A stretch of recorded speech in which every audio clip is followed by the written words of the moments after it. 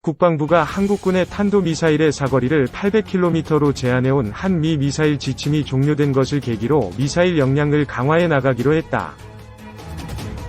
국방부는 31일 국회 국방위원회 업무보고 자료에서 미사일 지침 종료에 따른 방위 역량을 강화하겠다는 방침을 밝히며 이를 실현하는 구체 방향으로 우리 군 주도의 방위 역량을 보다 강화할 수 있도록 전력체계 등을 보완 발전시키고 공중 해상 기반 우주발사체를 운용할 수 있는 다양한 플랫폼 등을 개발하겠다는 계획을 밝혔다. 국방부는 이 과정에서 국제 비확산 레짐을 계속 준수하는 등 투명성과 신뢰 유지 노력을 이어가겠다고 덧붙였다. 국방부는 위성 발사 등 우주 역량 강화와 관련해선 2021년 전자광학 위성 감시체계를 전력화하고 2022년 N군 정찰위성을 최초로 발사하는 계획을 추진하고 있다고 밝혔다. 현재 한국군은 현무-2라는 이름의 지대지 탄도미사일을 실전 배치 중이고 지난해 이보다 훨씬 큰 위력을 갖는 현무-4위 시험 발사에 성공한 바 있다. 문재인 대통령은 지난해 7월 23일 국방과학연구소를 방문해 세계 최고 수준의 정확도와 강력한 파괴력을 갖춘 최첨단 전략무기들을 보니 참으로 든든하다며 현무-4 시험 발사에 성공했음을 암시한 바 있다. 국방부가 미사일 지침이 종료된 뒤 전력체계 등을 보완 발전시킨다고 언급한 것은 800km라는 사거리 제한을 받지 않은 현무-5 탄도미사일 등을 개발할 수 있음을 밝힌 것으로 해석된다. 서욱 국방장관은 이번 미사일 지침 종료가 중국을 견제하려는 미국의 전략적 목적 아래에 이뤄진 게 아니냐는 의원들의 질문엔 당연히 가져야 할 주권을 회복한 것이기 때문에 그런 지적은 맞지 않는다고 생각한다고 답했다. 2. 핵무기급 미사일 이미 개발 족쇄 풀린 한국, 배 추월한다.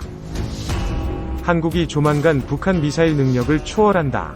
한국은 지난 42년간 미사일 지침에 묶였지만 북한은 미국 본토까지 타격하는 사거리 1만 km를 넘어선 대륙간 탄도미사일 ICBM을 개발했다.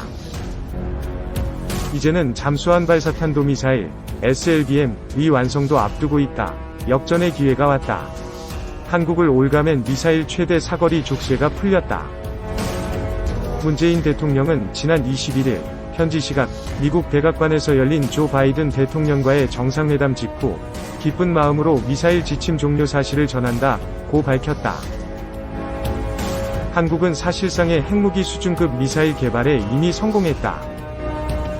지난해 3월 시험 발사한 현무-4 가칭은 마하 10 시속 12,240km 이상의 속도로 목표 지점을 타격하도록 설계됐다.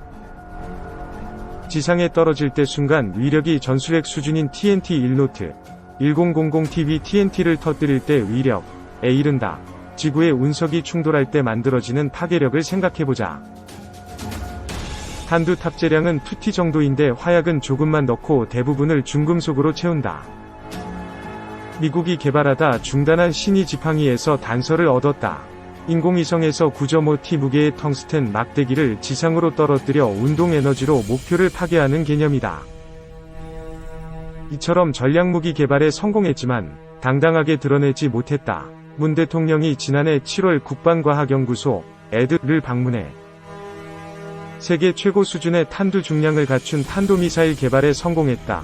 고 언급하면서도 구체적인 미사일 명칭은 꺼내지 못했다. 핵무기급 미사일 개발 이미 성공해 이제 눈치 볼 필요 없이 미사일 개발에 나설 수 있다. 기술력은 충분히 갖췄다. 그동안 지침을 지키면서도 조용하게 내실을 다져왔다.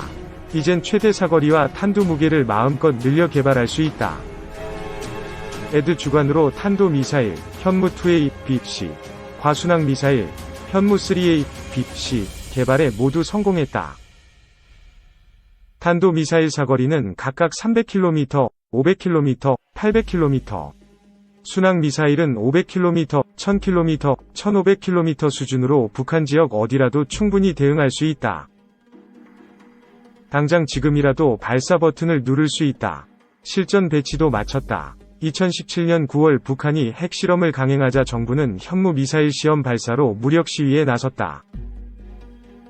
군 관계자는 시험 발사한 뒤 방산업체에 추가 미사일을 주문해 줄어든 수량을 채웠다고 말했다.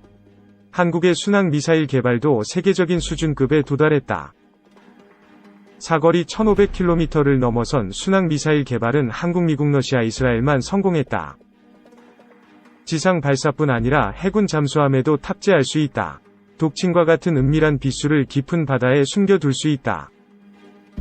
박정희 핵무기 개발에 논란. 미국, 한국과 미국이 맺은 미사일 지침, 미사일 가이드라인, 은 조약은 아니지만 원만한 동맹 관계를 위해 그동안 지켜왔다.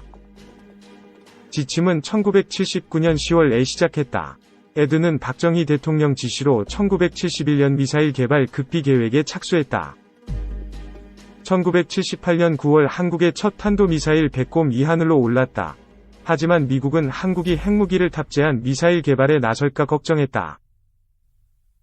견제를 받은 한국은 미국에서 미사일 기술을 받는 조건으로 사거리는 180km, 탄두 중량은 500kg의 제한을 두는 지침에 합의했다. 주춤하던 미사일 개발은 1986년 현무 미사일 개발에 성공하며 다시 시작했다. 1987년 10월 1일 국군의 날에 처음 모습을 드러냈다. 강산이 2번 바뀌자 지침도 변했다. 최대 사거리는 2001년 1월 김대중 정부에서 300km까지 늘었다. 탄두 무게를 500kg 이하로 줄이면 사거리는 비례해서 더 늘리는 트레이드 오프도 적용했다. 2012년 10월 이명박 정부는 최대 사거리를 800km까지 늘렸다. 문재인 정부는 2017년 11월 탄도미사일 사거리 800km 유지하지만 탄두 중량에 제한을 두지 않는 합의를 끌어냈다. 지난 21일 한미는 사거리 제한도 완전히 풀었다. 미사일 지침은 역사 속으로 사라졌다. 북한 ICBM, 미국도 타격 가능. 북한이 미사일 개발에 뛰어든 시기는 한국과 비슷하다. 1970년대 후반 옛 소련의 스커드 B 미사일, 사거리 340km, 모테로 개발을 시작했다. 1981년 이집트에서 미사일을 가져와 해체한 뒤 역설계하며 기술을 확보했다. 한반도와 일본을 타격할 수 있는 화성 6형, 스커드-10, 500km, 화성 7형, 노동 1300km, 미사일 개발까지 이어갔다. 김정은 북한 국무위원장이 2011년 12월 정권을 잡은 뒤 미사일 개발에 속도가 붙였다. 2017년 11월 최대 사거리는 10배나 늘어나 13,000km까지 날아가는 화성 15형 개발에 성공했다. 플로리다를 비롯한 미국 전역이 표적에 들어온다. 북한은 11월 대사변이라며 만족감을 드러냈다. 지난해 10월 열병식에 ICBM을 이끈 부대가 등장하자 열병식의 최절정이라고 소개하기도 했다. 이어 조선의 힘을 보여주는 시간이라며 자부심 드러냈다. 이날 기존보다 커진 신형 ICBM도 공개했다. 탄두 무게를 늘려 탄두 내부에 다탄두 미사일 MIRV 탑재한 것으로 추정한다. 북한은 이제 SLBM 개발 단계로 들어갔다. 지난 1월 열병식에서 신형 SLBM인 북극성 5형 시옷을 처음 공개했다. 석 달 앞선 지난해 10월 열병식에서 세계 최강의 병기 수중전략 탄도탄이라며 소개한 중국군 JL2, G랑-2, 사거리 7,000에서 8,000km와 유사한 북극성 4형보다 탄두 크기를 늘렸다. 중국 견제 노린 미국의 우회 전략. 한국을 묶였던 미사일 지침 소멸은 미국도 이롭게 한다. 2019년 중거리 핵전력 조약 INF이 폐기됐다. 미국과 러시아의 미사일 경쟁이 다시 시작했다는 뜻이다. 협정을 맺었던 1987년 이후 국력을 키운 중국도 경쟁에 뛰어들게 됐다. 미국은 한국, 일본, 유럽 등 동맹국의 중거리 미사일 배치를 조심스럽게 타진했지만 어떤 동맹도 미사일을 받겠다고 나서지 않았다. 미중, 미러가 대결하는 가운데 미국 미사일을 배치하면 그곳이 최전선이 되기 때문이다. 한국의 장거리 미사일 개발은 미국의 우회 전략이다. 한국 스스로 힘을 키우면 미국에 힘을 실어준다. 한국군 탄도미사일 사거리를 1000km까지 늘리면 제주도에서 중국 베이징도 도달할 수 있다. 사거리 2000km 이상이면 중국 내륙도 대응할 수 있다. 일본은 우주 로켓 개발에 앞서고 있지만 대표적인 공격 무기인 미사일을 개발하거나 보유하진 않는다. 한국군 전략사 창설 서둘러야 문 대통령 대선 공약인 전략사령부, 전략사, 창설에 다시 나서야 한다는 지적이다. 전략사는 북한의 핵미사일 위협에 맞서기 위해 유사시 북한의 지휘부와 대량 살상무기, WMD를 타격하는 임무를 맡는다.